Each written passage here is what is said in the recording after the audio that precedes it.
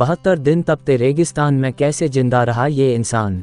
दोस्तों, आज मैं आपके साथ जो real life survival story Hindi में शेयर करने वाला हूँ वो कहानी एक सच्ची घटना पर आधारित है। ऐसा क्या है इस कहानी में जो सुनते वक्त मेरे रोंगटे खड़े हो गए थे। दोस्तों, इस कहानी से आपको बहुत कुछ सीखने को मिलेगा। दोस्तों, ये कहानी है रिकी मैगी जी की, जिनका जन्म 1970 को ऑस्ट्रेलिया में हुआ था। उनका बचपन पूरी तरह मिडिल क्लास फैमिली के बीच में गुजरा था। टीन एज में ही उनके फैमिली पर फाइनेंशियल क्राइसिस आ चुका था और इसी बीच उनके फादर की मृत्यु भी हो गई। उनके पास पैसे नहीं थे, इसीलिए उन्होंने अपनी पढ़ाई भी छोड़ दी और जिम्मेदारी का बोझ उनके कंधों पर आ गया। उन्होंने इलेक्ट्रीशियन से लेकर मछुआरे तक और मछुआरे से लेकर वॉचमैन तक सारे काम किए। इतने डिटर्मिनेशन के बाद उनकी लाइफ अच्छी होने वाली थी। 2006 में जब वे 35 साल के थे तब उन्हें वेस्टर्न ऑस्ट्रेलिया की पोर्ट से एक सरकारी नौकरी के लिए ऑफर लेटर मिला। इस ऑफर को रिकी जी गंवाना नहीं चाहते थे, इसीलिए रिकी जी ने उस जॉब को हासिल करने के लिए वेस्टर्न ऑस्ट्रेलिया में जाना चाहते थे और वे ईस्टर्न ऑस्ट्रेलिया में रहते थे। वेस्टर्न ऑस्ट्रेलिया को फ्लाइट से जाने के लिए उनके पास इतने पैसे नहीं थे, इसीलिए उन्होंने रोडवे से वेस्टर्न ऑस्ट्रेलिया को जाने का फैसला किया। दोस्तों, यहाँ पर मैं आपको बताना चाहूँगा कि ऑस्ट्रेलिया दुनिया के सबसे बड़े कंट्रीज में 6th रैंक में आता है। यहाँ तक कि ऑस्ट्रेलिया की मोस्ट ऑफ द पॉपुलेशन समुद्र के साइड से 50 किलोमीटर की दूरी तक ही रहती हैं। मतलब कि ऑस्ट्रेलिया एक बड़े आइलैंड की तरह है जहाँ पर लोग सिर्फ बीच के साइड पर ही रहते हैं, जिसके वजह से ऑस्ट्रेलिया का मिडिल वाला हिस्सा बहुत सुनसान है। दोस्तों, मिडिल वाला हिस्सा इतना सुनसान है कि वो एक रेगिस्तान बन चुका है। इसी रेगिस्तान वाले एरिया को द ग्रेट ऑस्ट्रेलियन डेजर्ट कहते हैं। दोस्तों, और रिकी जी ने भी इसी रेगिस्तान से जाने का फैसला किया था। उनके पास इस सफ़र में जाने के लिए पैक फूड, पानी और अगर गाड़ी का पेट्रोल खत्म हो जाए तो एक्स्ट्रा पेट्रोल भी था। मतलब कि रिकी जी अपनी जर्नी के लिए पूरी तरह से प्रिपेयर थे। दोस्तों, हुआ यूँ था कि जब रिकी जी वेस्टर्न ऑस्ट्रेलिया को जाने के लिए रेगिस्तान से अपनी गाड़ी से जा रहे थे तब रिकी जी को रेगिस्तान में 3 लोग मिले जो रिकी जी की तरह रेगिस्तान से सफ़र कर रहे थे और उनकी गाड़ी खराब हो चुकी थी। इसीलिए रिकी जी ने इंसानियत दिखाकर उनको लिफ्ट ऑफर किया, लेकिन उन 3 लोगों ने रिकी जी को किसी तरह से ड्रग्स देकर बेहोश कर दिया और जब उनको होश आया तब उन्होंने अपने चारों ओर देखा तो उनको चारों ओर सिर्फ रेगिस्तान के ढेर ही दिख रहे थे और पानी का कोई नामो निशान तक नहीं था।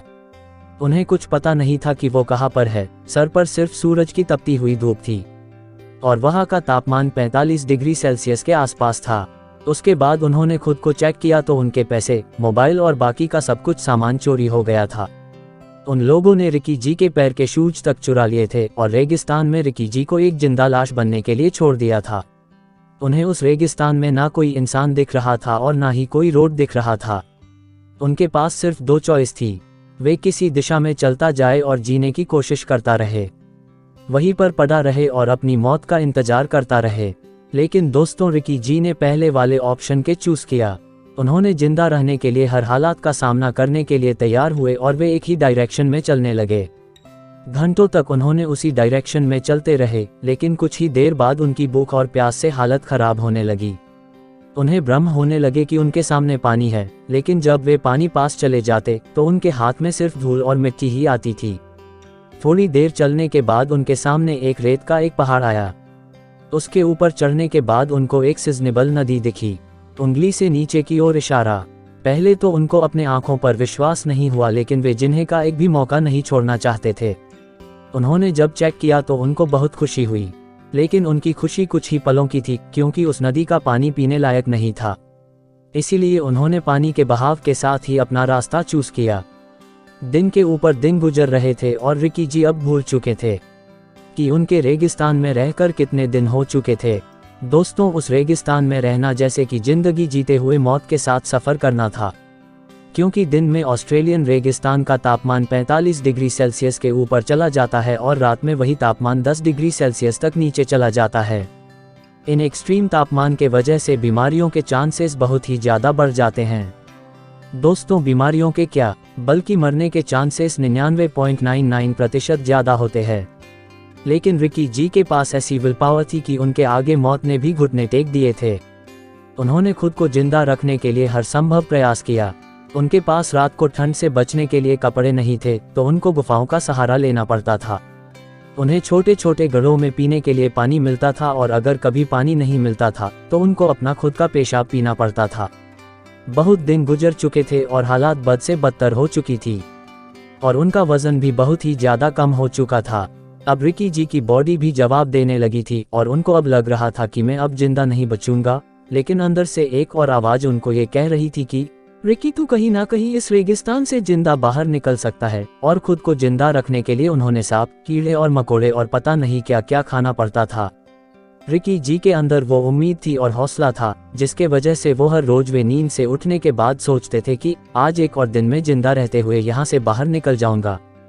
और ऐसी उम्मीद पर वे रेगिस्तान से बाहर निकलने का रास्ता ढूंढते हुए वे एक दिन बिरिंदू कैटल स्टेशन तक आ गए। मार्क क्लिफर्ड उस स्टेशन के मैनेजर थे और जब रिकी ने जब उनको आज तारीख कौन सी है ये पूछा तो रिकी जी को बहुत ही बड़ा झटका लगा, क्योंकि रिकी जी को ये पता चला कि उन्होंने 2 महीने और 12 दिन एक वीरान रेगिस्तान में अकेले गुजारे थे। इन 72 दिनों में रिकी जी ने बहुत कुछ टॉलरेट किया हुआ था, जिसके वजह उनकी बॉडी बहुत ही ज्यादा कमजोर हो गई थी। अपने रोड ट्रिप पर निकलने से पहले उनका वजन 106 किलोग्राम था और 72 दिनों के बाद उनका वजन सिर्फ 48 किलोग्राम बचा हुआ था, यानी कि वे पूरी तरह से एक कंकाल बन चुके थे। उन्हें देखकर उस स्टेशन के मैनेजर को भी शौक लगा था। दोस्तों, उस रेगिस्तान से निकलने के बाद और खुद को फिर से रिकवर करने के बाद रिकी जी ने खुद के लाइफ पर एक किताब लिखी जिसका नाम लेफ्ट फॉर डेड है। ऐसे ही वीडियो देखने के लिए चैनल को सब्सक्राइब करें। Thank you.